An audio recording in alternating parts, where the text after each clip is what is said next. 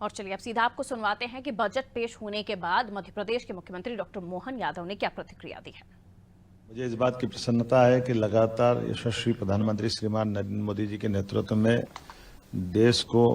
आगे बढ़ाने का प्रयास विभिन्न विभाग कर रहे हैं और खास करके जो बजट आज का लेखानुदान के नाते से आया, पूर्ण बजट तो जुलाई में आएगा, लेकिन हम सब जानते हैं कि उनके सर्वहितैषी सर्वस्पर्शी कामों के आधार पर सभी विभागों पर्याप्त ध्यान देते हुए खास करके गरीब, महिला, युवा, किसान पर केंद्रित प्रधानमंत्री ने इस बजट को जो ध्यान केंद्रित किया, जिसके कारण से लगभग 25 करोड़ हमारी आबादी गरीब रेखा से बाहर आई है। ये बहुत बड़ा एक तरह से उपलब्धि है और उसी प्रकार से ये जो देश की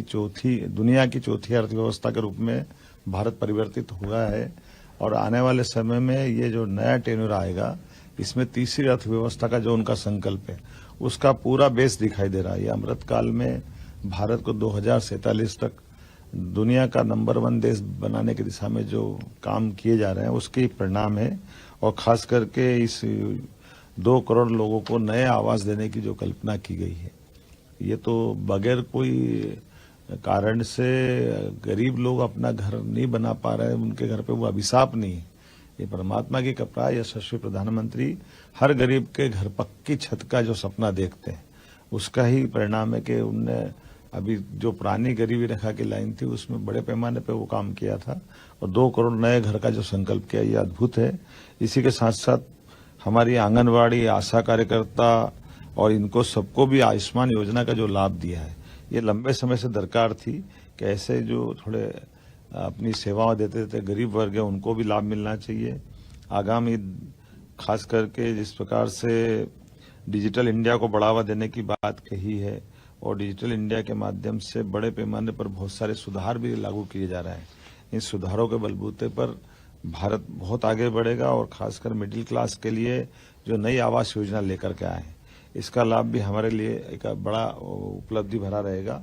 मैं आज के इस अवसर पर 9 से 14 साल की लड़कियों के लिए सर्वाइकल कैंसर वैक्सीनेशन की जो सुविधा इस बजट में दी है, उसका माननीय वित्त मंत्री जी को बधाई देना चाहूँगा। आगामी समय में हमारे लिए 1 करोड़ घरों में जो रूफ टॉप सोलर प्लांट के अंतर्गत जो नई योजना बनाई गई, जिसके माध्यम से 1 करोड़ घरों में 300 यूनिट बिजली के बिल की बचत का रास्ता निकाला जाएगा। ये न केवल ऊर्जा के क्षेत्र में क्रांतिकारी कदम है, इसका बड़ा लाभ हमको मिलेगा। मध्य प्रदेश में पर्यटन की अपार संभावना है, ऐसे पर्यटन को लेकर के माननीय नरेंद्र मोदी जी की सरकार ने वित्त मंत्री जी के माध्यम से लगभग 75,000 करोड़ के ब्याज मुक्त ऋण देने का जो निर्णय किया है, ये हमारे लिए बिल्कुल आमूलचूल परिवर्तन कर देगा। पर्यटन अब केवल एक क्षेत्र में नहीं, पर्यटन से कई सारे सेक्टर में लाभ मिलेगा और मध्य प्रदेश में तो अपार संभावना है। उड़ान योजना के अंतर्गत 517 नए रूट पर एयरपोर्ट्स का निर्माण और विस्तार, ये हवाई यातायात की दिशा में बहुत बड़ा माइलस्टोन का काम करेगा। अभी मैंने ग्वालियर से अहमदाबाद की नई फ्लाइट का आकाशा एयरलाइंस का शुभारंभ किया है। ऐसे भविष्य में बहुत बड़े पैमाने पर हवाई यातायात की संभावना मध्य प्रदेश में, क्योंकि मध्य प्रदेश बहुत भौगोलिक दृष्टि से बड़ा है, ऐसे में हमारे इस यातायात का भी लाभ मिलेगा। उम्मीद करता हूं ये उम्मीदों भरा बजट भारत की प्रगति में, उन्नति में और आर्थिक दृष्टि में एक नई ऊंचाई तक पहुंचेगा।